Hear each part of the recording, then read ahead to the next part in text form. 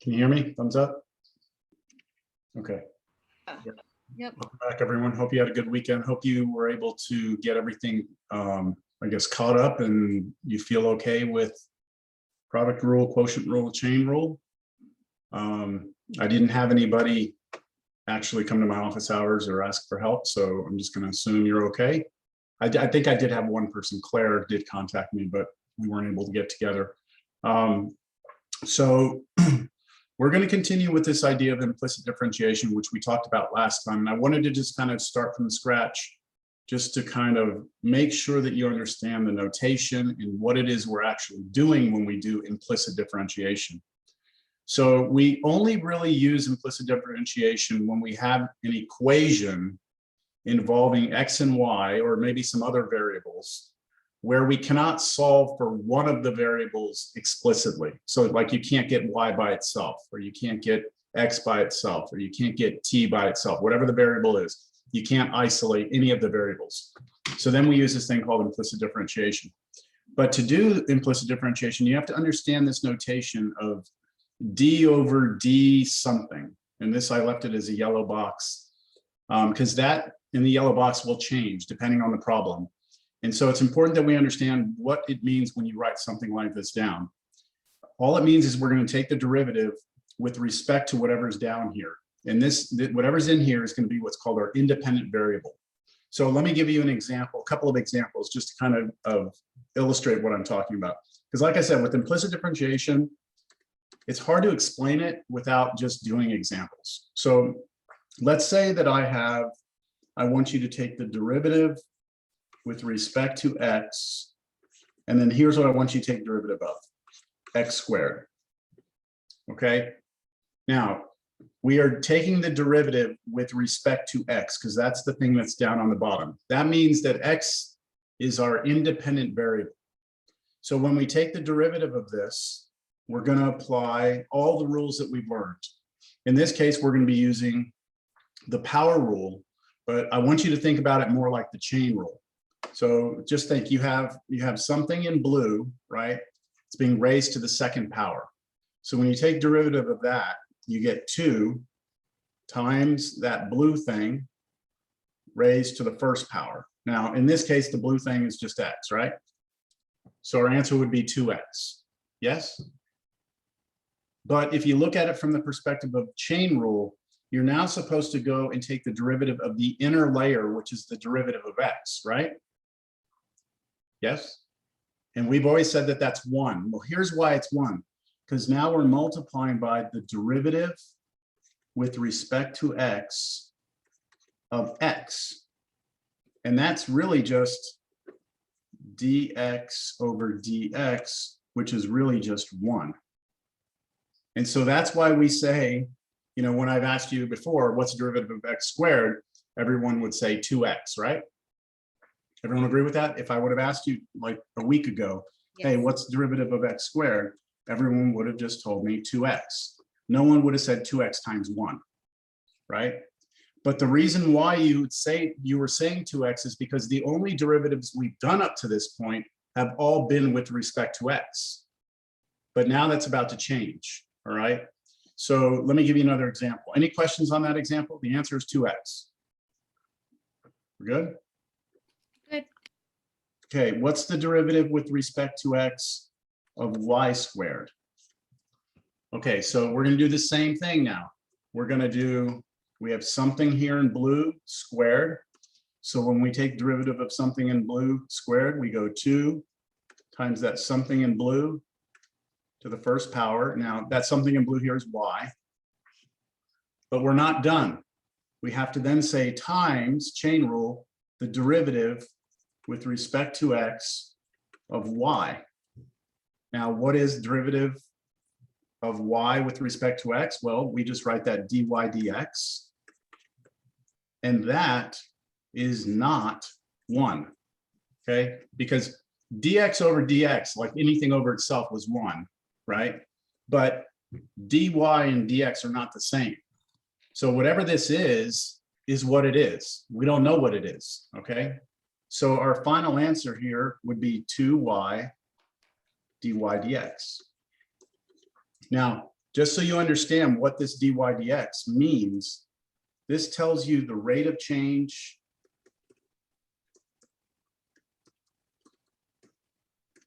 of the y variable with respect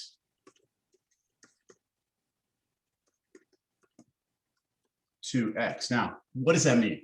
That means this is normally going to be a number, okay? And it's telling you, it's telling you the rate at which y changes if you change x a little bit.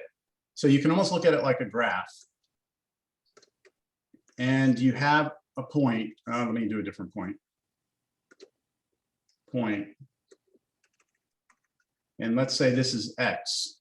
If I change x just a little bit, okay, just make a little tiny little change in x. So now I move x over to the right a little bit. So I do x plus a little bit of a change. That's a delta little triangle. Then I'm now at a new point. And the dy is how much it changed by vertically. Okay, this right here is our dy. So our dx is here and our dy is there. Does that make sense to you? If I change x just a little bit, how much does the y go up by? And that depends on the function. If the function's really steep, then if I change x a little bit, y is going to change a lot. If the function is more flat, then if I change x a little bit, y is not going to change that much. But that's what this quantity represents. It represents almost, well, it is exactly like a slope of a tangent line. All right. You okay with that or not? Any questions? Do I have to write the one, like the Sure. dx over dx? Like, do I have to put that Oh, there? here, no. When you Yeah. have this case right here, you do not need to write one. I'm just trying to illustrate why it's one, like why we don't really write anything. It's because we're taking derivative with respect to x. If we change it to if we change this from x squared to y squared, then we have to write dy dx. You cannot leave it out. Let me do another one. Okay. Then. What about the derivative with respect to y of x squared? Okay, so now our independent variable is y. That means x is not the independent variable. So if I take the derivative of this, I first have to do chain rule. That's 2x. Is that okay, everyone? 2 comes down, x to the first power. But what am I still missing? Times dy. the derivative of that, right? Dx, which is what? X. Go ahead. D over dy multiply x, I guess. Dy, so we're taking derivative with respect to y of x, right? Yeah. And that turns out to be, well, dx dy. That's not 1, right? It's not 1. So It's dx dy. Is it possible if there would be any other numbers besides x and besides letters x and y? Yes. Let me do another example. Mhm. Thank you. Okay. So hopefully this is starting to make sense. Let me do another one. The derivative with respect to t of y squared. All right. No, actually, I was wondering, could, like, in that parentheses, could there be any number, like, let's say 3x squared y or something like that? Yeah, we're going to have more complicated expressions, trust me. But right now, we just want to make sure we understand the very basics of this, which is this, what I'm showing you. Thank you, sir. Okay. So what do y'all think? First, we have something squared, right? Derivative of something squared would be 2 times that something, right? To the first power. I don't need to put the first power. But then chain rule says times the derivative with respect to t of y, right? That's the base right here, that y right there. I need to take derivative of it with respect to t. But that's not 1, right? That's not 1. That is dy dt. And that's the answer. Okay. All right, let's try something a little bit different. How about the derivative with respect to x of x squared plus y cubed. Look, all of this right now, I'm just getting us ready. Okay, we're not doing implicit differentiation problems yet. I'm just getting us ready. All right. So when we look at this, we're supposed to take derivative with respect to x of x squared plus y squared. Now we have to use all the rules that we've learned. And one of the rules we learned is that if we have addition between two things, we can take the derivative of each one separately, right? That's a rule. So that means that I can take the derivative with respect to x of x squared plus the derivative with respect to x of y cubed. Right, so I'm just splitting it into two derivatives. Now on the first one, let's see here. I'm going to call on somebody here. I'm just going to start at the top here. So is Gene here? Yes, I'm here. Okay, what do you got? How about for this first one? What would be the derivative with respect to x of x squared? It would be 2x. Just 2x, right? That's it. Now, Gene, there really is a 1 out there, right? Behind it, yeah. There's a little dx, but we're not going to write it, okay? Plus, do you want to keep going? And then plus 3y. 3y. So you have to do power rule, right? You have something raised to a power. Oh, to the second, to the square. Second, okay. Are you done? And then dx over dy, right? Times, you're taking the derivative, now you're looking at the base, right? And you're going to take the derivative of y with respect to what variable? Of x. X. And so dy dx is not 1, right? So we're just going to write dy dx. Yes. Now notice I'm skipping this. I'm not writing this anymore. I'm not writing the derivative with respect to x and y. I'm just going straight to dy dx. Is this clear, everyone? 3y squared, boom, times derivative of the base with respect to x is dy dx.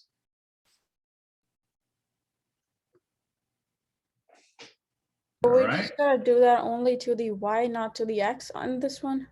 Well, we did it to the x. That's the thing I need to make sure everyone sees. We did it to the x. See this right here? We did have to go take the derivative of that. We did. Oh, I see. But what would it be? 2x, since like we already used a power rule on it and we already took the derivative. We did the And power it's rule. gonna We be got 2x, and then dx we over would have dx. dx, right? Right. Which is 1, which is why I'm not writing it.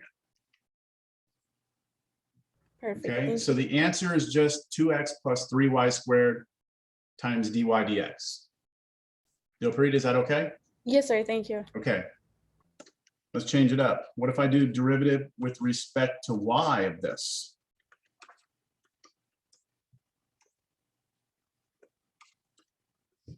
All right, let's see here. Austin,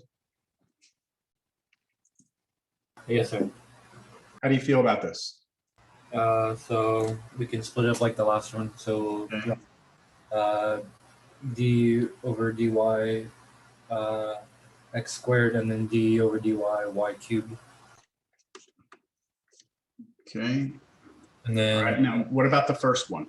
start with power rule. So it's going to be 2x dx over dy. And Perfect. So everyone, Austin brought the 2 out, did 2x, and then took the derivative of the inside, the x, but with respect to y, and that's not 1 this time, that's dx dy. Go ahead. then it's going to be plus 3y squared. And that's it, because it's going to be dy over dy. Yeah, so now that's it. We're done, but I'm going to put it here. The next piece would have been dy over dy, but that's 1, so I'm not even going to write it. Do y'all see the difference between these two? The derivative with respect to x gives you 2x plus 3y squared times dy dx, but the derivative with respect to y, the exact same thing, gives you 2x dx dy plus 3y squared, and we don't need that over here.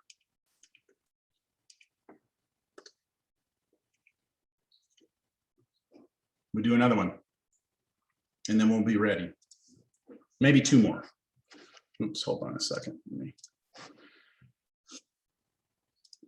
So y'all remember I was having all sorts of problems, right? Oh, where's my template? Remember I was having all sorts of problems with my computer, was I? Yeah, like you lost all the notes and everything. Yeah. Okay, so I told you, I had to do a complete reinstallation of my operating system this weekend. So I was like in front of the computer all day long on Saturday. If you've ever had to do that and reinstall your programs, it's a nightmare. So why am I telling you that? Oh, because the notes from Thursday, I don't have them. They're gone. I think they're gone. So, all right, here we go. So next example, let's do the derivative with respect to t of x squared plus y cubed. Okay, so we've just done this problem. We've done it with respect to x. We've done it with respect to y. And now we're doing it with respect to t, right? So let's see here. Danielle Diaz. Yeah, wouldn't it be like pretty much the same exact thing except you just replace it with a t? Well, let's go through it. Okay, so you split it up into two pieces, right? First, the derivative with respect to t of x squared plus the derivative with respect to t of y cubed. Right? So that's because I have addition, I can do that.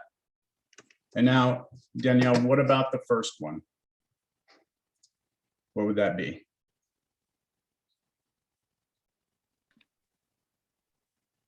It's not gonna be, it would be, I'm sorry, my dog's barking so loud. It would be like Do your power rule. What's your power rule give you? it's gonna give me 2x and then that's times, so isn't it d over dt, right? 2x. I don't remember. D of what over dt? What's the base? X. X, right? So we are now going to multiply that by dx over dt. And that's not 1, right? Right. Okay, keep going. Go to the next one. Now, y cubed. Give me the power rule. It'll give me 3y squared. Okay, And times. Times it's going to be dy over dt. Yep. And that is also not 1. It's going to. That's not 1 either. So that's it. That's the answer. Oh. Okay. Is there, I thought there was a point to where like, when there's like 3 or more variables that we have to start like doing more and more until we get to what we're asking for. Well, yeah, I mean, the problems are going to get more complicated here, but Okay. for what's presented right now, that's it. You're done. Okay, then just want to be sure because I'm like, Yeah. do we keep going forward? Okay, thank you. Okay, let's do another one. I think maybe one more and then we'll be ready. Okay. Gage, are you there? Yes, I'm here. Okay, are you following this, Gage? Yes, sir. Okay, so what's the difference between this problem and the ones we've done before? It's not addition anymore. They're being multiplied. Multiply, it's a product, right? So if you want to take derivative of this, you're going to have to apply the product rule. Product rule, right? There's your product, right? So this is kind of like an F and a G, right? Yes. So according to the product rule, this should be equal to first the derivative with respect to x of the first function, which was x squared, times g, right? Without a derivative. Remember the product rule formula, right? Yes, I mean, that's what I hoped everyone would get good at this weekend. There's your product rule formula. So what should come after this? The d over dx and then the y cubed. Just y cubed right here, right? Yes. Okay. Oh, So okay, we've done f prime and g, now plus, now what? 3y squared. G, right? 3y squared. Okay. Well, yes, I'm going to do that in a second. Oh, But I know okay, it's okay, writing down. I'm going to I have see. to take the derivative of this, right? Yes, yes. Okay, yeah. And then times what? Just x squared. X squared. Okay. Does everyone see what I've done here? Any questions? This is like f prime. I haven't taken the derivative, but I'm setting up the formula. Times g plus, this is g prime. I haven't taken derivative yet, times f. So everyone see that? This is not as easy as the previous problem because here it was addition. We just do each one and we're done. Here we have to do the application of the product rule first. And now, let's see here. Cody, you there? Yeah, I'm here. Okay, so help us out here. Let's go through these now. It's time for a derivative. What is the derivative with respect to x of x squared? It's 2x. Okay. It would just be times 1. So Times 1. So just leave it. Mhm. And then keep going. times y cubed Okay, so I'll just put y cubed. plus 3y squared times the derivative of y over derivative of x. Perfect. See that, everyone? When Cody did this, 3y squared here, and then because this is y and not x, we're not going to get a 1. So he had to throw the dy dx. And then what? Oh, and then just times x squared. There you go. Okay, that's it. Any questions? Y'all feel okay with it? It's just For gonna need the more answer- practice. Sorry, I heard two people say something there. Okay, real quick. For the answer, do you want us to simplify it always, or just leave it as of when we found it with the? Do you want us to simplify it always? So here's the deal. Right now, we haven't started really doing implicit differentiation in terms of like giving you a problem like the problems you're going to see. We're just practicing the actual operation of differentiation because this whole thing about what the variable is, what the independent variable is, what you're differentiating with respect to makes all the difference in the world in your answer. So now that we have some idea, let's go do some problems and you'll see exactly what we have to do. Okay, the algebra that's going to be required. Okay. Okay. All right, so what I'm gonna do is I'm gonna go back to last class when I had talked about implicit differentiation. We had looked at a circle, but now I'd like to look at this one right here. All right, and let's go to Desmos and let's graph it. I think I did graph that last time for you. Let me see, it was x cubed plus cosine of y equals x. That's already cool, isn't it? Plus y squared. There we go. All right, so here's a graph. This is not a function. It fails the vertical line test, right? Fails the vertical line test. So that means I'm not going to be able to solve this thing for y, but I'd still like to know, right? I'm still curious if I go to some point on the graph, I don't know, like let's say here, can I still find the slope of the tangent line? Or if I go to this point here, can I find the slope of the tangent line? Or if I go right here, can I find the slope of the tangent line? So can I come up with a formula that would give me the slope of tangent line at different points? So to do that, we have to do implicit differentiation. So let me grab this guy here. And let's go get this. You know what? I forgot to start a new day here. I picked up on my notes from last time.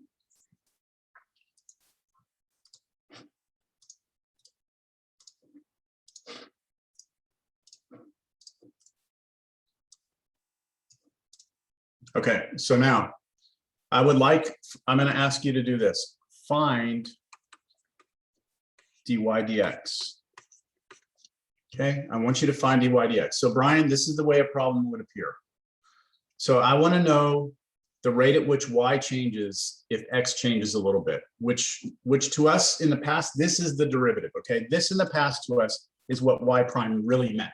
When we were asking for like y prime, this is what it is, dy dx. So since I can't solve for y, what I'm going to do is I'm going to take the equation.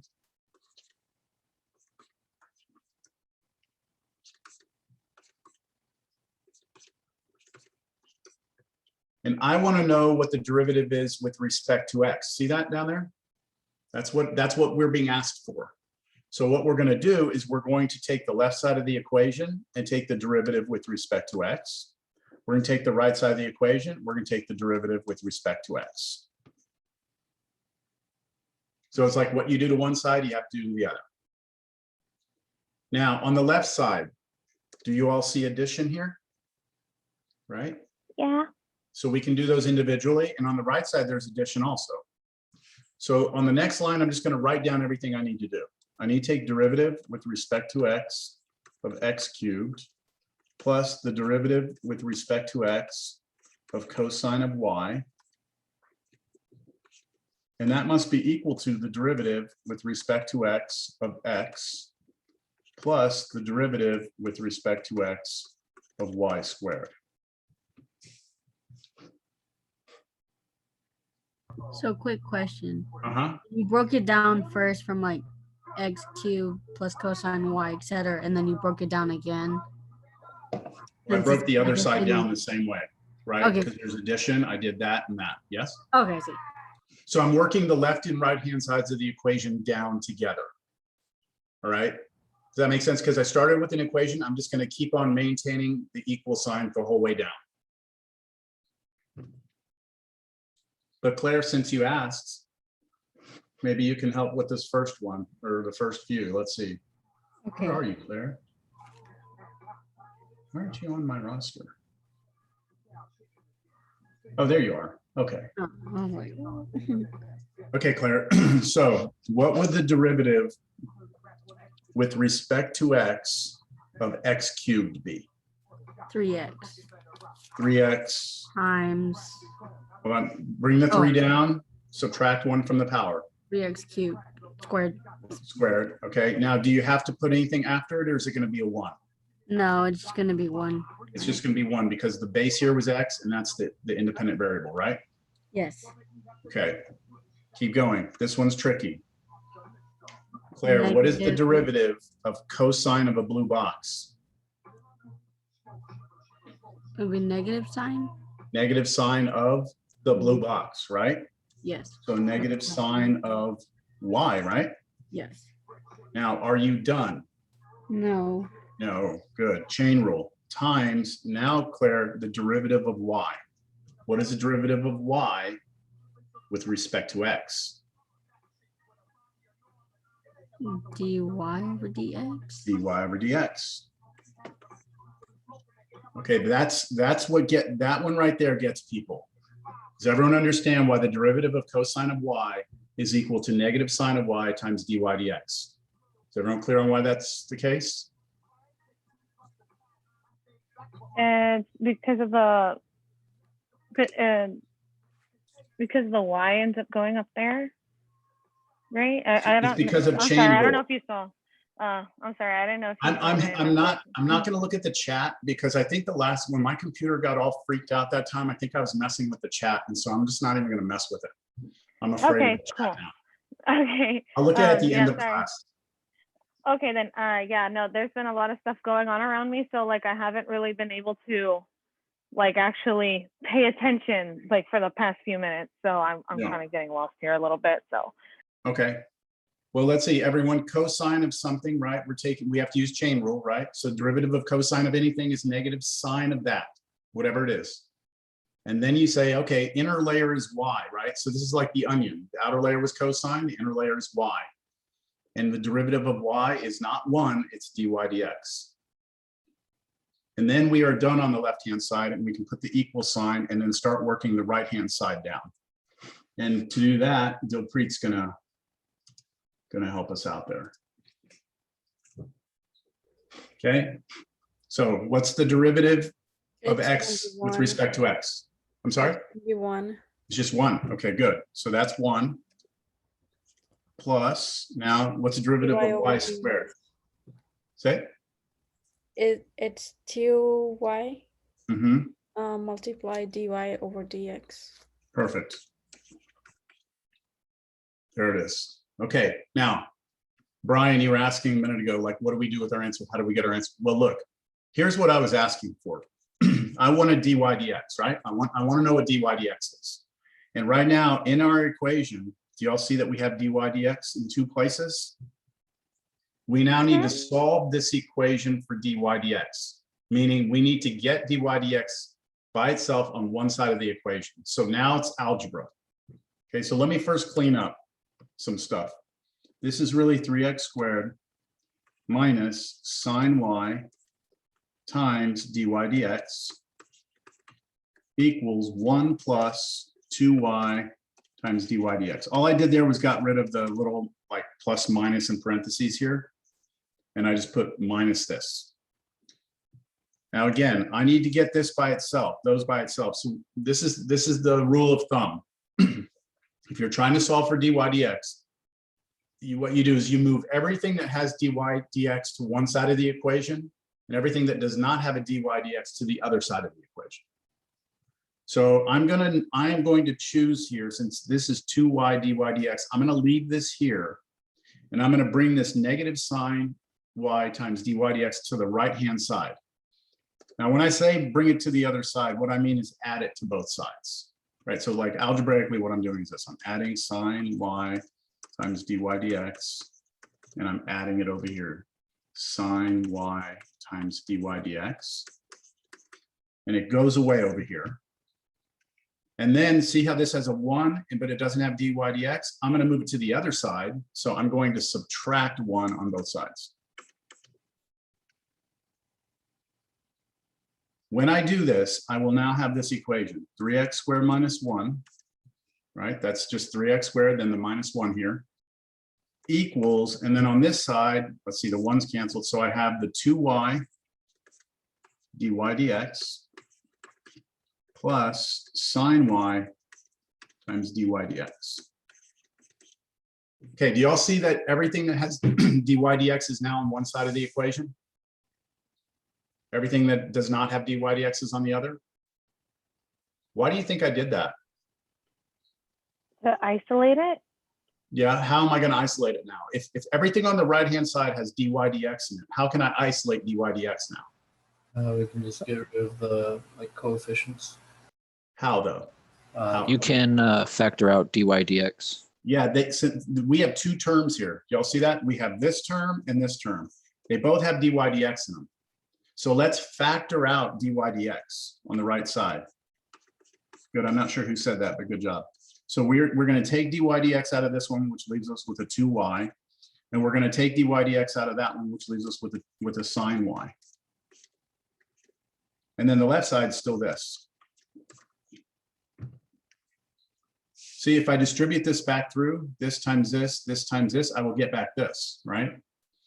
But now, because this is multiplication, what I can do on my final step here is divide this whole right side by 2y plus sine y, and then divide this whole side by 2y plus sine y. And it goes away here, and lo and behold, look what we have. Dy dx by itself equals 3x squared minus 1 over 2y sine y. There it is.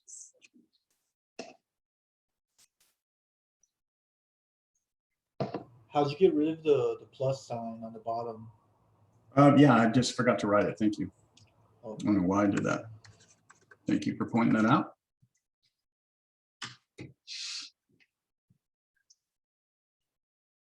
There it is.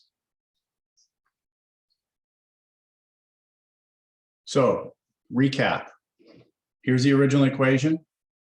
We want to find, I asked you to find dy dx. So then you take derivative with respect to x on both sides. You do whatever rules you have to do. You have to be real careful. You know, when do you get a 1? When do you get a dy dx? And then once you do that, you get all your dy dx's to one side. Everything that's not dy dx to the other side. You factor out dy dx, divide through by this thing, and you are done. Now, again, what does this answer represent? Let's see, visually, back to this graph. Let's see if we can find, a point on here. It's kind of hard to find points here. I don't see any points that are nice points.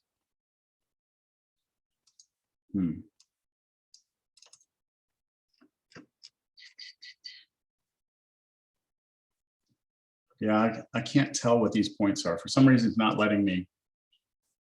Yeah, it's not letting me pick a point. But let's say I wanted to do this point right here. If I want to know the slope of the tangent line there, I would have to know the x coordinate. So I'd know maybe x is 1. And what is the y coordinate? Looks like it's about, I don't know, it's hard to say. 0.8. Let's see, that's 1, 2, 3, 4, 0.8, maybe 0.8125. I'm just guessing here, 0.8125. That looks like that point to me, about 1 and then 0.8125. I want to know the slope of that tangent line there. This is my x and this is my y. Then what I do is I go to this formula and I replace the x with 1, and I replace both of the y's with the 0.8125. And whatever you get when you do that, right, should be your slope of your tangent line. Does that make sense? Yes, yes. Yes, it does. Okay. All right, let's do another one. Let's see the next one we're going to look at. This one here. I'll type it in so we can see what it looks like. Cosine of x times y. Oops. Cosine of x times y equals 1 minus sine of y. Okay, make sure I type that in right. Yeah, we had looked at this last time, right? This really cool looking graph. Definitely not a function, fails a vertical line test. So again, if I wanted to know the slope of the tangent line at some particular point, I would have to know that x and y coordinate. And then once I had that, I need to now go get a formula that would help us get that slope. All right, so let's go get the formula for that slope of that tangent line.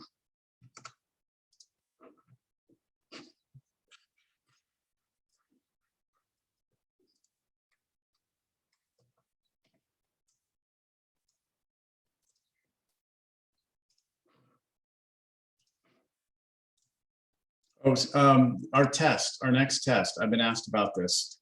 I don't recall if we said this officially, but April 1st seems like the best day to have our next test. And that's not a joke. It's not April Fools. It's April for reals. Okay. So that would be a week from this Thursday. And that will cover what we're doing today. It'll also cover what we do on Thursday, but it won't cover anything. It'll be just over, it'll end at the material for this week. Whatever we cover on Tuesday will not be on the test for Thursday. So that means I'll be able to give you some sort of review by the end of the week, and then you'll have it, you know, to start getting ready. Okay, here we go. I want us to find dy dx. That means, Laura, are you there? Laura? Yes, sir. Laura, that means that we are going to be taking the derivative on both sides of this equation with respect to what variable? X. X. So I need to do the derivative with respect to x on the entire left side, which is just cosine of xy. And then I need to take derivative with respect to x on the right side, which is 1 minus sine y.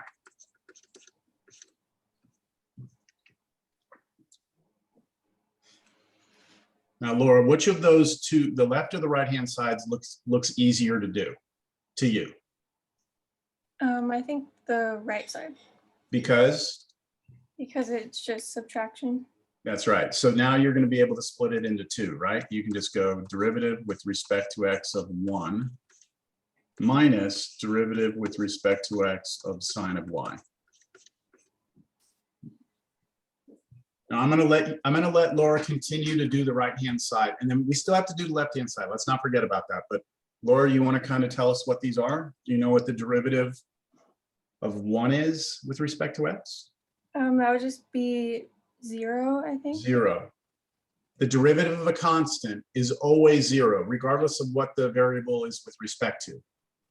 Because you're saying anytime you're asking the derivative of a constant, you're saying, how much does the constant change if I let x change? Well, it's a constant, so it doesn't change. So it has 0 rate of change. And that's why your derivative is always, derivative of a constant is always 0. Good, Laura, keep going. Minus, minus cosine y yes. times dy over dx. So you understand this, don't you? I think so. Yeah, that's perfect. So look, chain rule here. Derivative of sine of something was cosine of that, times, now Laura said, then I have to go take derivative of what's in here. Derivative of y with respect to x is not 1, it's dy dx. Good job. All right, I'm going to give you the option, Laura. Do you want to keep going? Do you want to do the left side? I can try it. Okay, so the left side's a lot more difficult than the right side. All right, because you have cosine of x times y, right? Mm-hmm. So first you start with the, this is chain rule, Laura, right? So start with the outside. What is the derivative? Go ahead. So it'll be negative negative sine xy. Okay, let's just stop right there for a second. So everyone, Laura realized that this is composition. So the outer function is cosine. The derivative of cosine of something is negative sine of that something. Okay, so the something here is the blue, right? Mm-hmm. Okay, Laura, what now? It's chain rule, right? Do the product rule of those two? Yeah, exactly. So look, now we're saying times because this is chain rule, but now when Laura looks inside to do the derivative of the blue, she's realizing, oh crap, this is a product, right? So Laura now has to do the product rule on this. So what I'm going to do down here is I'm going to put a set of brackets. I'm probably going to run out of room. You can use parentheses if you want. Laura, the derivative, give me like the formula for the derivative of a product. It would be. Do you want it like with f and g or? Do it like d. So I'm going to do d dx of what first? Of x. Okay, and then what? And then times y. Times y, and then plus? D over dx of y times x. Perfect. So everyone see that? Started with the outside, derivative cosine of something is negative sine of that. Times, chain rule. Now derivative of the inside. Oh, product rule. Okay, crap. Derivative of the first one with respect to x times the second one, plus the derivative of the second one with respect to x times the first one, x. And now we need to go ahead and do those. Laura, you've come this far. I'm going to let you finish this part off. Yeah. So it's this times, then in parentheses, go ahead. So it'll be times 1 Mm-hmm. times y, Which is just y, okay. plus dy over dx Mm-hmm. times x. Times x. There it is. Good job. Any questions on that? Now, we're not done, okay? Because now we need to factually figure out what dy dx is, which means we need all the dy dx's to one side, everything that doesn't have dy dx to the other side.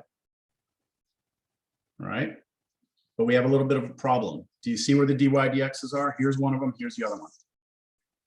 This is all attached together through multiplication. So this has to stay together. This dy dx is trapped in this parentheses.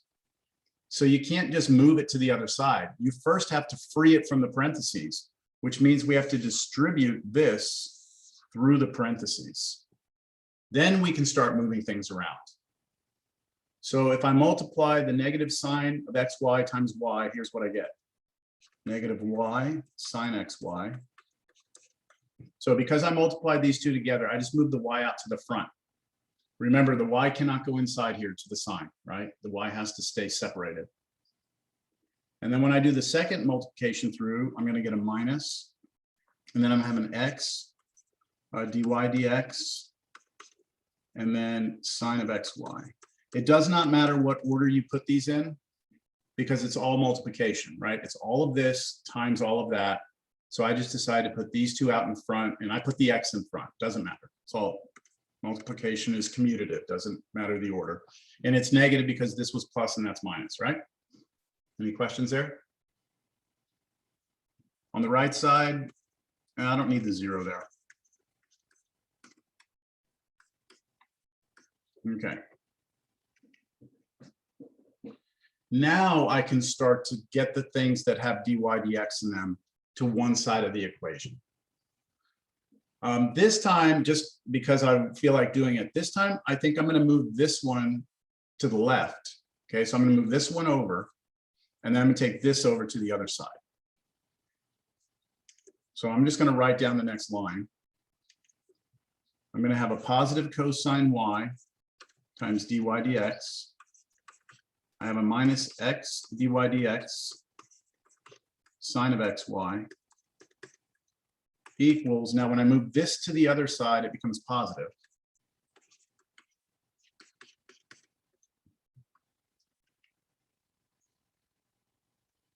At this point, these both have dy dx in them, so I can factor out dy dx.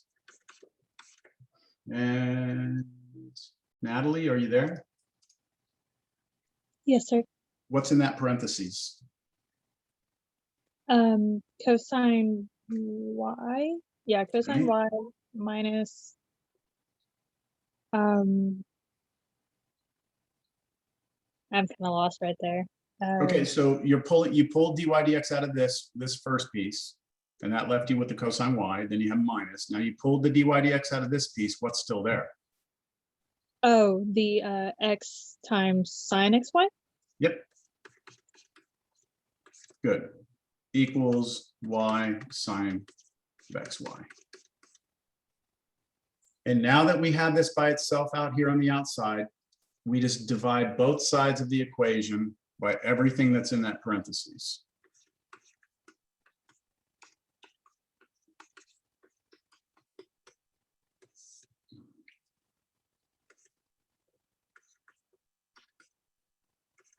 I accidentally used the thicker pen here. Didn't mean to do that.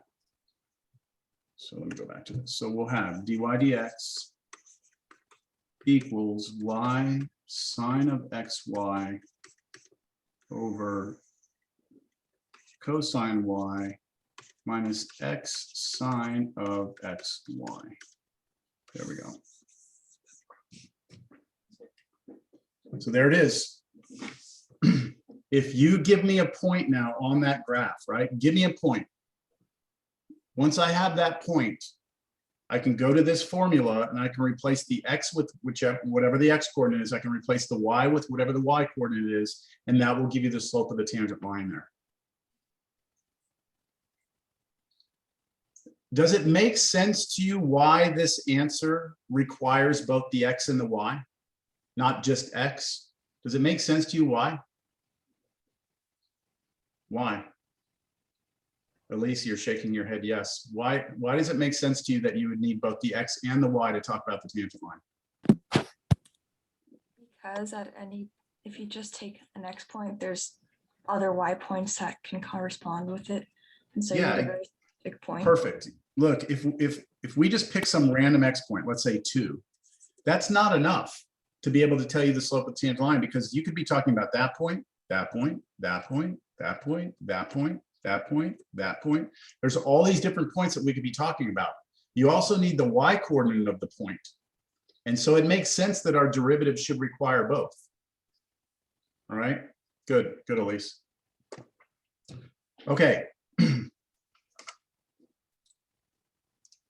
So at this point, it really comes down to now you practicing, all right? And I've given you a couple of problems to do, but really it's going to be you doing homework problems and trying to, work through these things. There's some things I have not shown you in terms of like finding the second derivative.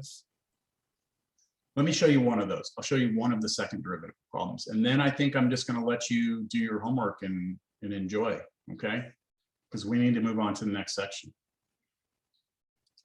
All right, so let's say we're given this. Let's say we're given y cubed, x cubed plus y cubed equals 1. And I ask you to find d2x over dyx. Okay, so that is a notation that I introduced to you a few classes ago. This means the second derivative. You'll have to go back and look in your lecture notes. I showed you different notations, and y double prime was the way we represented the second derivative, but this was another notation for the same thing. So we want the second derivative here. Is it okay if I put the You know little what? Sorry, parentheses around hold on. it? Sorry, hold on. I meant to put y up here and x down here. Okay, now your question? Is it okay if I put like the little parentheses around the 2 so that way I know it's not squared, or does that ruin the whole notation? That's why these twos, that's why these twos are staggered and not right on top of each other vertically. We stagger them so that you don't confuse it with squared. Okay. Okay. All right, so the way we're going to do this, first thing we need to figure out is the derivative is with respect to x, right?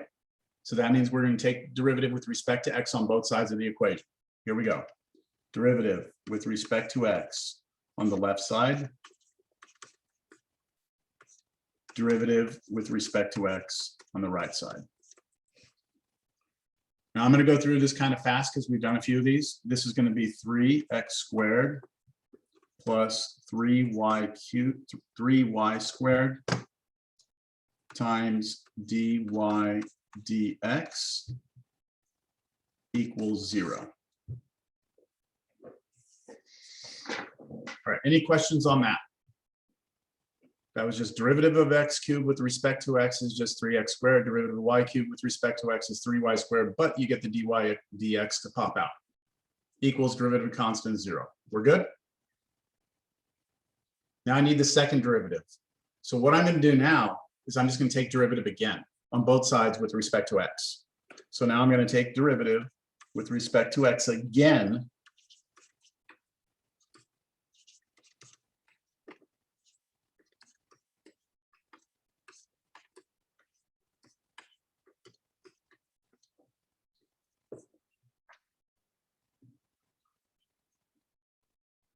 Understand what I'm doing? I'm doing it a second time.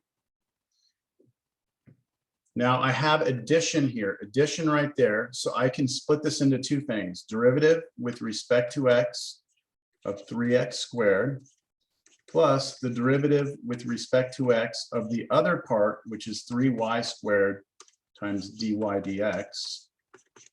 And then what's the derivative on the other side of the equation? What's the derivative of 0? 1? 0. Wait, 0, my bad. Yeah, Sorry, derivative of a x to the constant, 0. right, always 0. I was thinking about x to the 0 power, my bad. It's okay. All right, any questions what I've done here? Just use the fact that it's addition, split it into 2. Okay, is Fiona here? I don't think Fiona's here. I'm here, sir. You are? Okay. Yes. Hi. Are you following today? I think so, yes. Okay, how about this first one? What's the derivative of 3x squared with respect to x? Would it be 6x? 6x, okay, and that's it, right? There's nothing else to do because it's with respect to x, so we're just going to get a 1 to pop out. Plus, okay, Fiona, what do you see? We're going to take derivative with respect to x of this. What do you see here? 6y times dy dx. You said 3y squared what? It would be 6y times dy dx. Okay, I think I know what you're doing, but what do you see in this parentheses? Is that a sum? Is it a difference? That's a product. It's a product. And that means you have to do the product rule here, right? So that means you're going to have to take, like if this is like the f and the g, you're going to have to do the derivative with respect to x of the first one, right? Times the second one not changed, which is weird, right? We've never seen this before. It's going to be derivative of this one times that one, and then Fiona, what comes next after this? The formula for product rule? plus derivative of the derivative. Yeah, Of it's going to be the dydx. derivative of the Of dy. derivative of y with respect to x. So that's the derivative of the second part. Mhm. Then finish the product rule. Plus 3y squared. Times 3y squared. Oh, sorry, 3. That's all right. And then we're done with the product rule equals 0. That's this side. Mhm. Fiona, does that make sense to you? Yes, so far. Yes? Does that make sense to everybody? Yes. We have product rule here. So we still haven't done these derivatives, but we're about to do them. All right. We have 6x plus. All right. Who's up here? Fiona, good job. How about Emmanuel? Hello. Hey, are you following okay today? Yeah, this one's new, but yeah, I'm following along. Yeah, this one's different. I know. Let's try and go through this. What's the derivative of 3y squared with respect to x? Would it be 6y times dy dx? Yep, that's it, times dy dx. Okay, that's the derivative of this, right? Then you still have times dy dx. Right? Yes. Okay, keep going. Plus, all right, this is the tricky one.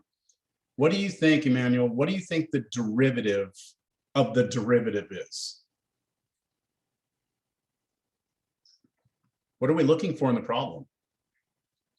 D squared y and dx squared. Yeah, this is the second derivative, right? The second derivative. That's the notation for the second derivative.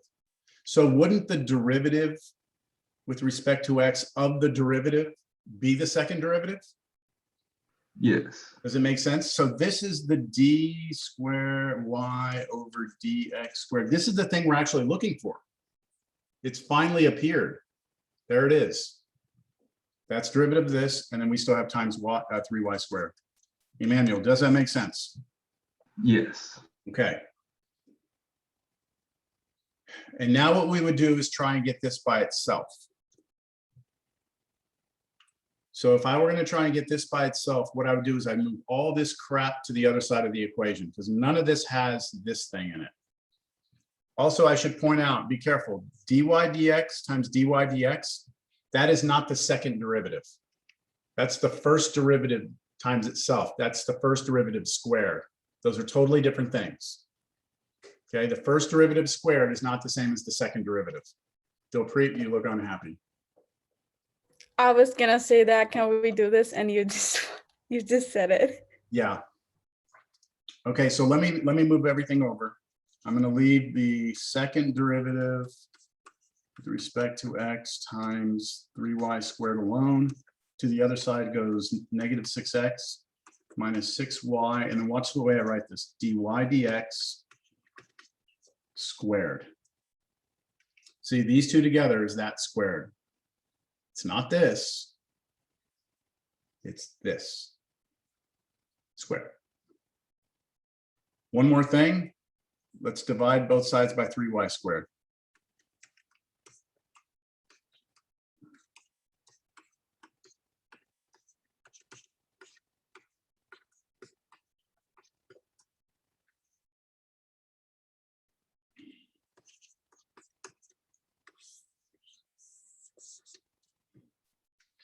There it is.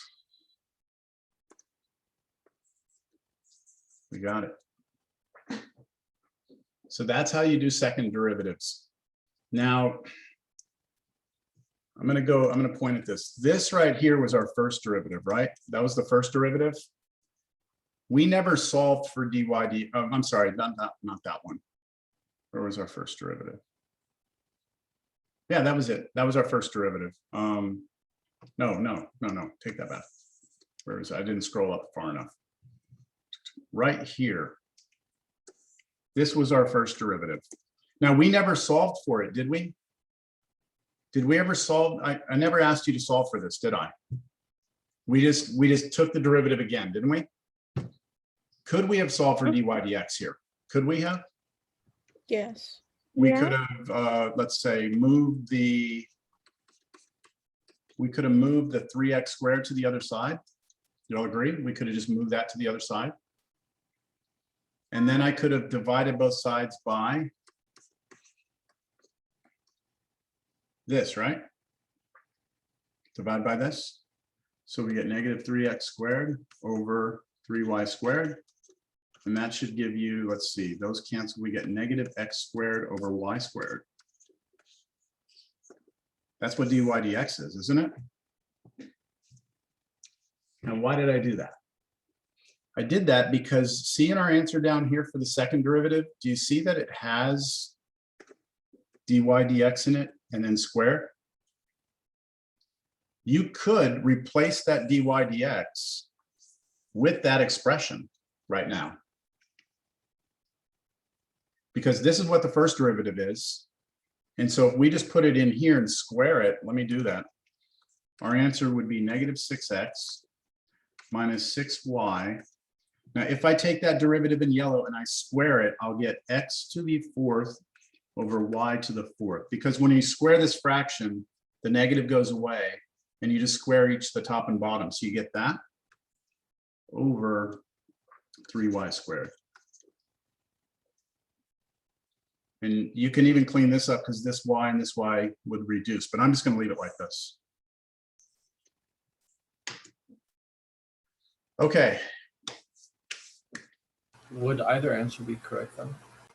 Yeah, but if you're checking the back of the book for an answer, it's going to be this one. Like if you're checking the solution manual on these for your homework assignments, they're going to go all the way to here. So I would try it. I would try and see if you can match the book's answer.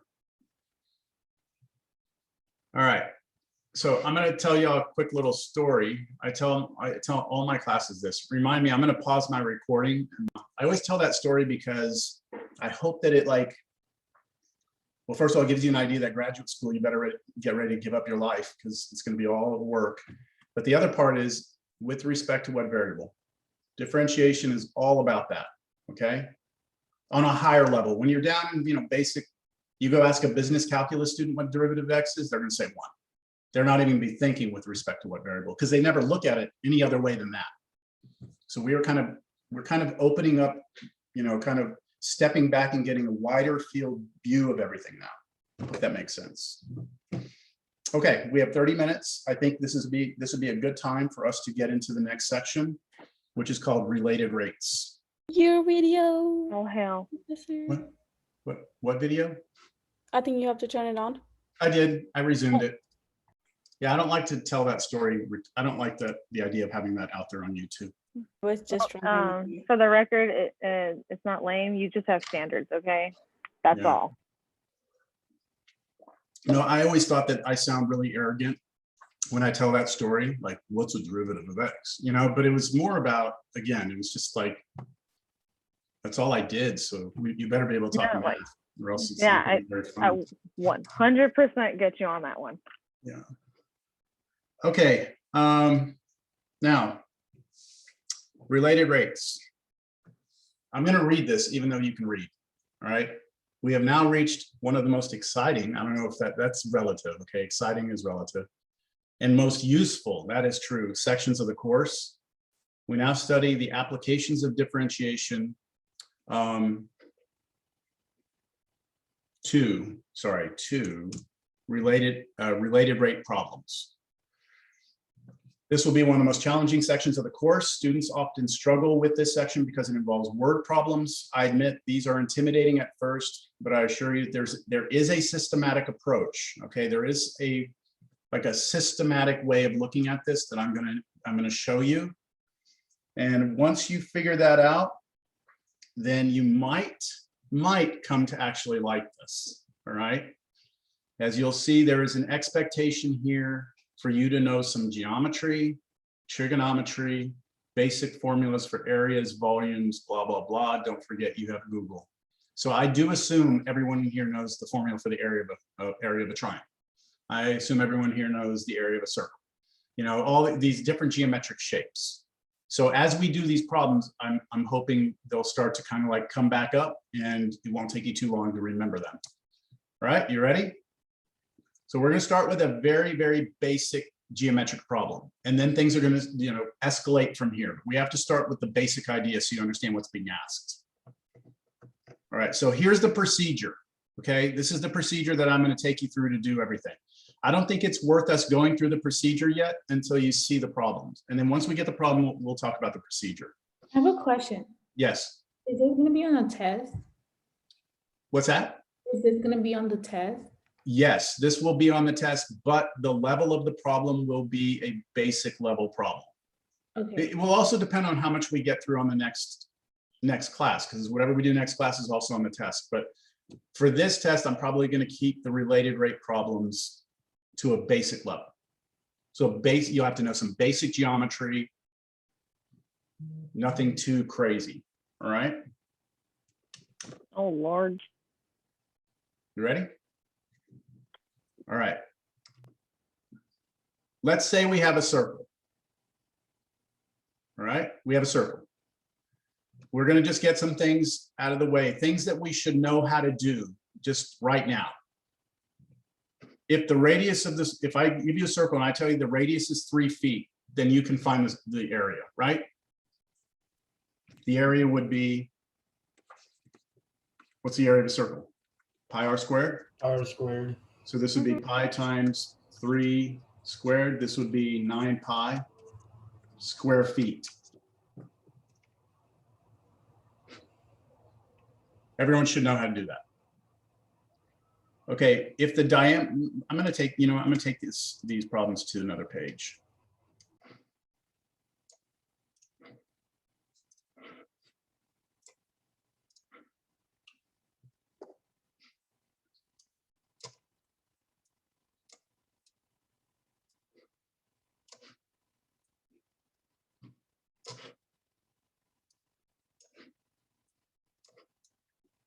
Okay, so we should know that if we're given the radius, we can find the area. Look at the next one.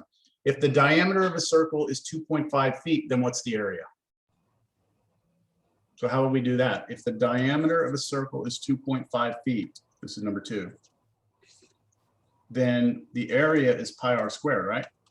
Yeah. So we're not given the radius, we're given diameter. So what would you need to know to do this? Divide Cut it in half.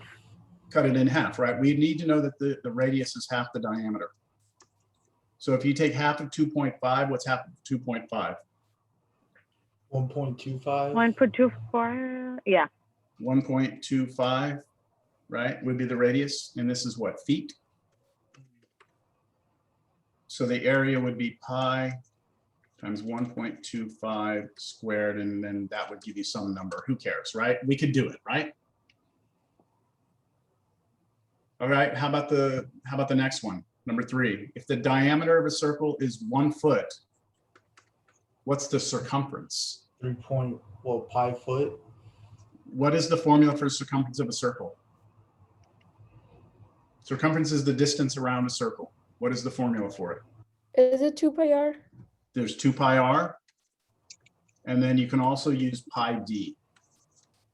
Pi, it's either 2 pi times the radius or it's pi times the diameter. And we're given the diameter, right? So for us, the circumference would just be pi, wouldn't it? Pi times 1, which is just pi.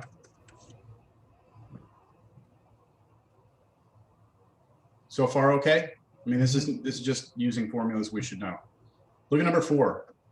If the circumference of a circle is 100 inches, what's the area? This is a little different. Circumference is 100 inches.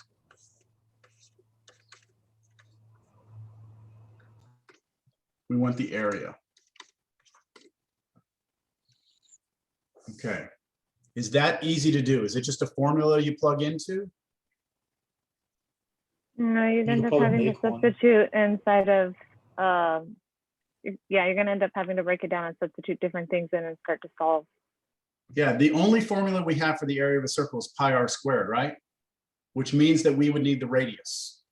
Are we given the radius? No, we're given the circumference. But we also know that the circumference is 2 pi times the radius, right? That's the formula for circumference. So if I divide both sides by 2 pi, I have a formula for the radius, don't I? And now, can't I take that formula for the radius and stick it right in here and have a new formula for the area? The new formula for the area would be pi times the radius squared.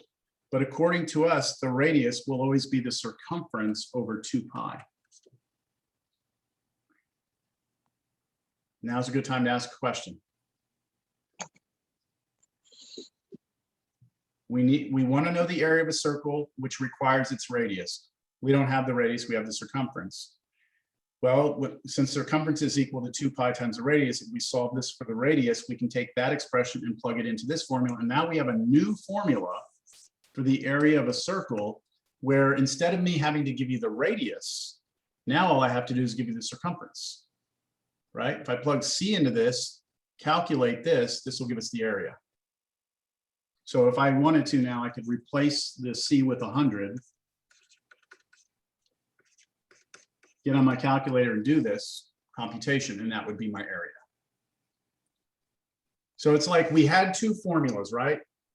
And what we had to do is find a way to connect them together, right? So we used the radius to be able to connect the two together. Look at the fifth one. If the area of a circle is 24 pi, then what's the circumference? If the area is 24 pi, what's the circumference? So the area, I'm telling you, is 24 pi. And the circumference is what I want to know, right? Well, the circumference of a circle is 2 pi r. We know that, right? We know that that's what it is. I'm not given the radius, but what can you tell me about area? What's the formula for area? Pi r squared. Pi r squared. Can you solve this for r? Can you get r by itself here? Yes, it would be the square root of a over pi. So you divide both sides by pi first, and then you take the square root on both sides. And that's what the radius would be. We can take that answer and plug it into that circumference formula and say that it will be 2 pi times the radius, which we are saying is the square root of a over pi. And now we have a new formula. See, if I want to know the circumference of a circle, and I know the area, I just plug it into this and that'll give me circumference. The one above that, we had a formula here that we came up with that said, hey, if I want to know the area of a circle, if I know, then I can get it if I know the circumference. This one is the same thing, but backwards. So do you see how I'm using like known formulas to create new formulas? Okay, that's something we've not done in the past, but it's something we need to be comfortable doing. All right, let's move on. Okay, in all of the problems above, everything that I just showed you, our circle is in a static state, which means it's frozen in time, right? It's just a circle, whatever it is, just sitting there, right? So in order to actually answer all those questions, all you had to do is find an equation relating the known and unknowns together and then just solve it, right? That's what we did. In this section, related rates, we will not be interested in the static state of something. We don't care about things that are not moving. This section is all about things in motion. And so we'll be asking ourselves about the instantaneous rates of change of things. More specifically, the way that the rate of change in one variable impacts the rate of change of another. Okay, so coming in here, I expect everyone in here could find the area, circumference, radius, diameter of circles, and we could extend that to rectangles and triangles and whatever geometric shapes you want to talk about. If I give you an object and it's stuck and not moving and sitting there, you should be able to figure out all the different quantities, areas, and perimeters and all that. But now we want to act like that those things are moving and changing. All right. So here's our first illustration. All right. So I'm going to just start playing this animation for you here. What we have here is a circle that is growing. Okay. We have a circle that's growing. Think of it as like I'm pouring liquid onto the ground and I have a puddle that's forming on the ground. All right, that's kind of a way we could look at this. So we're looking from the top down. I'm pouring, and this puddle of water is getting bigger and bigger and bigger. I want you to pay attention to, let me let it get to the beginning again. I want you to pay attention right now to what the radius is. Okay, so the radius of this little puddle is 0.54. I'm having the computer calculate the area. Do you see that the area is 0.9? Okay. Now, just right now, I want you to focus your attention on this number right here. And you know what? I'm going to speed this up a little bit. Take a look at the radius. Okay. Look at, let me speed up just a little bit more. One, I'm going to start counting. Ready? Let's start, wait for it to start again.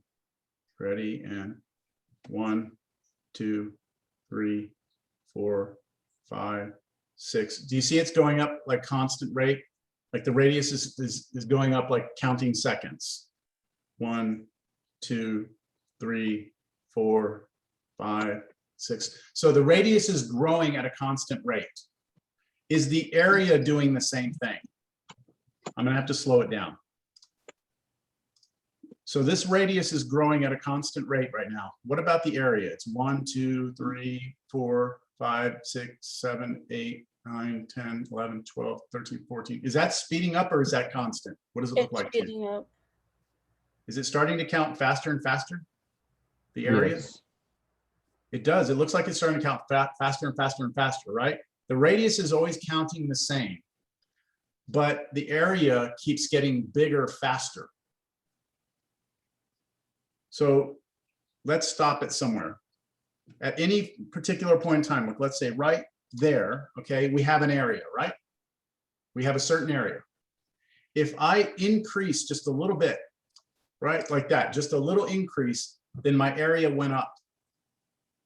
The question is, if I start here and increase a little bit, does the area jump by the same amount? So when the puddle's small, right? If I let the radius grow a little bit, does the area grow? It does grow, right? If I have a small puddle, I let the radius grow, the area will grow a little bit. Now, when the puddle is big, if I let the radius grow a little bit, won't I get a lot more area now added to the total area? I'm getting these looks of, I'm not even sure what they are. So let's say we have a puddle right here, right? And let's say that I let the radius grow just a little bit. Then this area in black is what's been added. Do you agree? I've added that little black area in between the red and the blue. Now, let's say we started with a bigger puddle, and now I let the radius change just a little bit.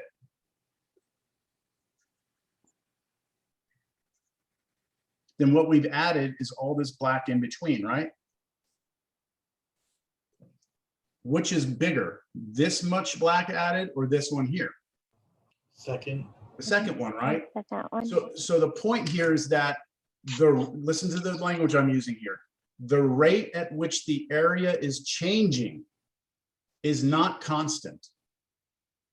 Even though the radius is growing at a constant rate, the rate at which the area is increasing is not constant. In the beginning, when the circle is small, the area is getting, adding, but it's just small areas that are being added. As you get to bigger circle, you get bigger areas added. It's exponential. Pardon? Exponential. Yeah, is it exponential? It turns out that it's not exponential, but that's a good question. It is getting faster, but it's not exponentially faster. All right, so here we go. Here's the problem. Okay, here's the problem. This is your first related rate problem. This is the way it would appear. An expanding circle. And I'm telling you, radius is increasing at a constant rate. All right, here it is. If the radius of the circle is increasing at a constant rate of 0.5 feet per second, then how fast is its area increasing when it is 4 feet, when the radius is 4 feet? Okay, so you've got this circle, right? The radius is increasing at a constant rate. I want to know how fast is the area growing at exactly the instant that the radius is 4 feet. I'm going to go back up to the picture. I'm going to back this up. So we have a circle that's growing. Here it is. It's growing, it's growing, it's growing. Let me play it. So our circle is growing. And right now it is, I'm telling you, it's growing at a constant rate right now. Okay, and you could tell by the way it's counting here. I want to know at exactly, get ready, at exactly right there, at that instant, right there, when I stopped it, right there, how fast was the area growing? Because the rate at which it's growing is actually more than if I told you to stop here. If I told you to stop here, at that instant, the area would still be growing, but not as rapidly as it's growing when it's got a radius of 4. Is that clear to everyone? I mean, this is the crux of everything right now, is trying to understand what we're doing. All right, I've got 10 minutes. Let's see if I can do this one problem in 10 minutes. Here are the steps. So what we're going to do, go ahead, what? What we're going to do with related rate problems is we're going to first draw a picture of the scenario for the exact moment in question. We're going to draw another picture of the scenario for the general situation. That means we're going to let variables be variables and constants be constants. We're going to assign variables. We're going to write down what we're given and what we want. We're going to find the equation, this equation that relates things together. Then we're going to use implicit differentiation. So there's no sense in me going through all these steps. Let me do the problem, all right? And then I'll point back to these steps. Here we go. Let me just copy the problem down.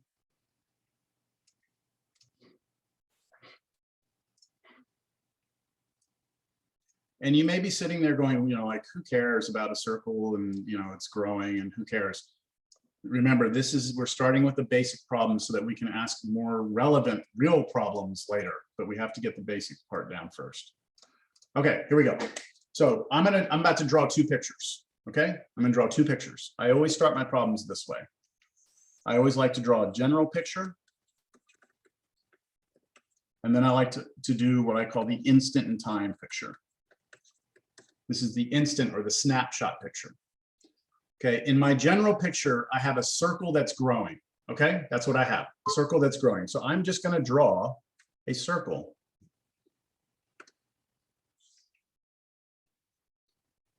Right, and I think maybe I'll just put the center here. And do I know its radius? 4 feet.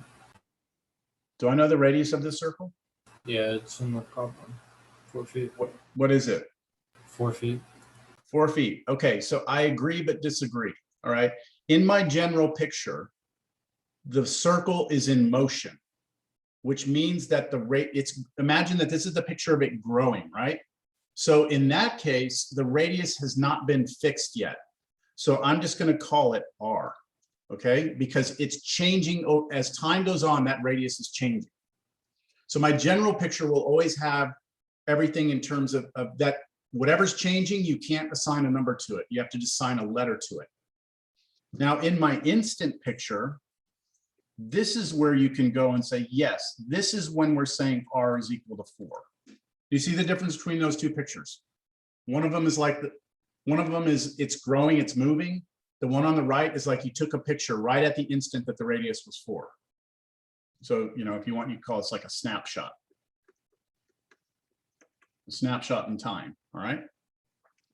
So I've written down my general picture. I've written down my instant in time.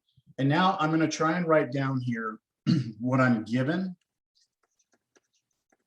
and what I want. All right, now what am I given? If the radius of a circle is increasing at a constant rate of 0.05 or 0.5 feet per second. When you think about, or when you see the word rate in the problem, you need to be thinking about speed of something. And when you think about speed of something, you need to be thinking derivative. Let me say it again. When you see rate, you need to be thinking speed. And when you think speed, you need to be thinking derivative. So if you see rate, that basically means derivative.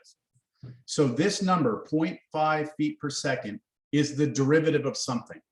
Can somebody tell me what it's the derivative of? What is it the rate of what that's changing here? You mean feet per second? What is changing at 0.5 feet per second? What is changing? The radius. Oh, the radius. Radius. Everyone agree with that? It's the radius that's changing at this rate.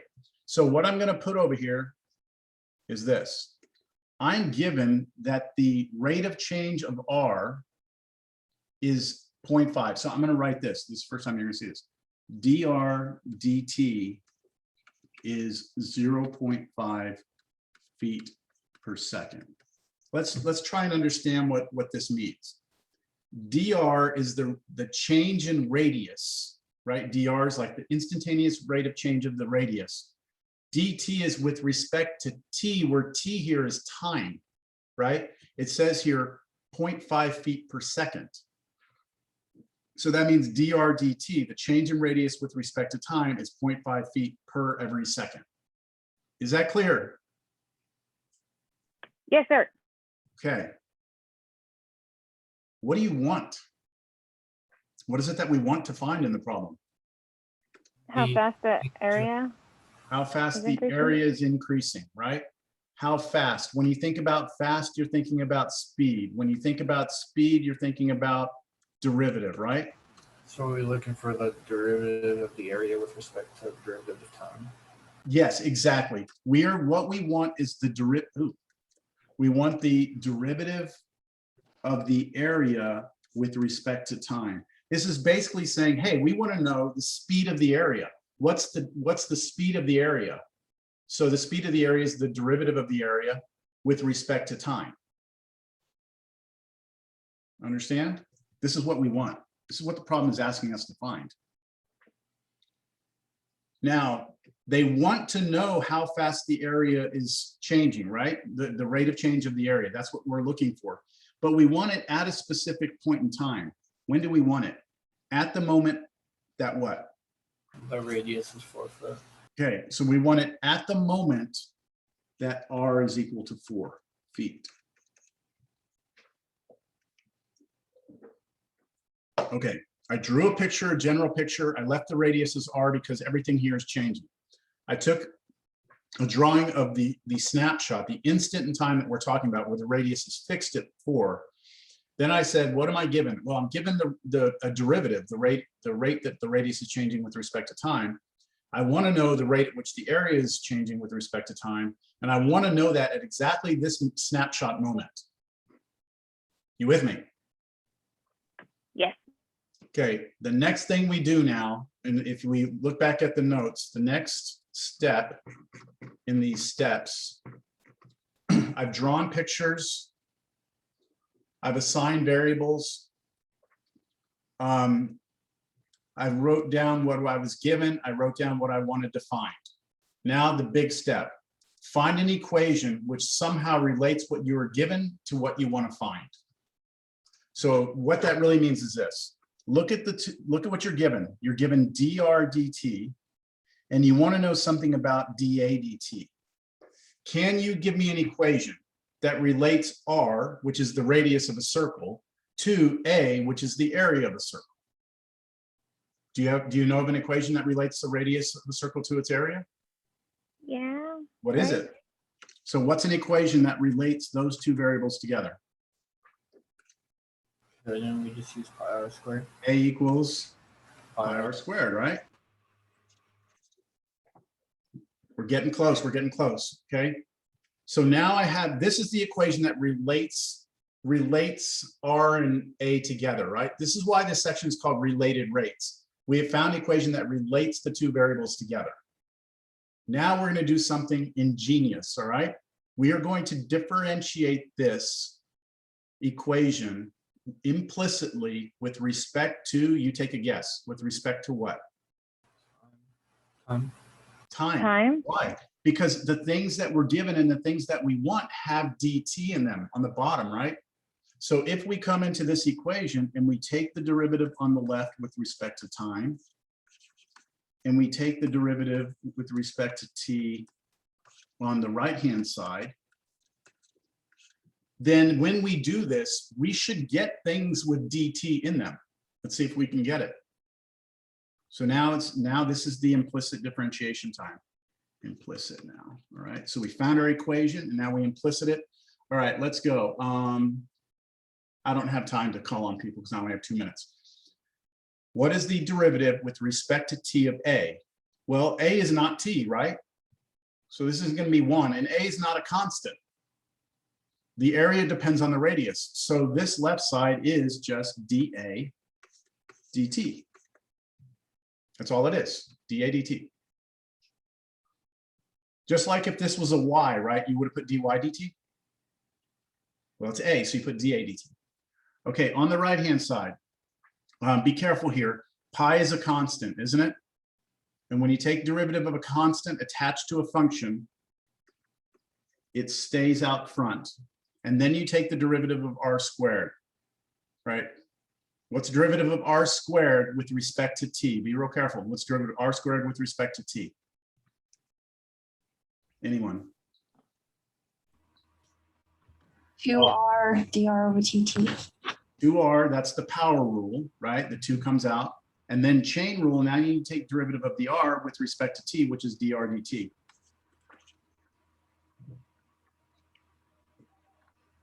We're done with the differentiation. Are there any questions on the differentiation? Now check this out.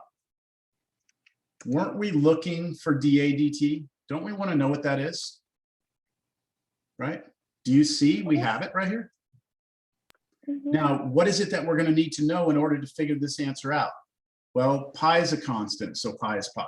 2 is a constant, so 2 is 2. Do you know the radius at the instant in time we're talking about now? Yeah. Or what is it? It's 4, right? So I know that. Do you know dr dt at the moment we're talking about? Yes. Yeah, well, that was given to us up here, right? So we have everything that appears here, we actually have. So our answer, dA dt, the rate at which the area is changing with respect to time, will be pi times 2 times 4 times 0.5. So if I'm not mistaken, this gives us 4 pi. Half, this is half, so half of 4 is 2, and 2 times 2 is 4, and then times pi. So our answer, dA dt, is 4 pi. Now we need units here. How would you how would you measure area? If this radius is measured in feet, then an area would be measured in what units of feet? Would it be square feet? Square feet. So our answer would be square feet over, now that was our unit, area is unit. And then t on the bottom is time. What is our time measurement in this problem? Second. Seconds, right? So this would be seconds. Okay, there we go. Sir, when we're doing these problems, do you want us to keep pi as pi, or do you want us to simplify it? You can do an approximation, do 3.14, because I think a lot of times we'll want to get this answer as a decimal. Okay. Okay, so that's it for today. What you're going to want to do for homework is your implicit differentiation homework. Don't worry about the 2.7. Go and do your 2.6 homework. Make sure you got that covered. We'll come back and we'll just, all next class is just going to be word problems, just like this, related rate. All right. I hope that today kind of helped and everything came together, you know, we'll see, right? Yeah. Except that one. Except that related rate problem. Yeah. Well, we'll have more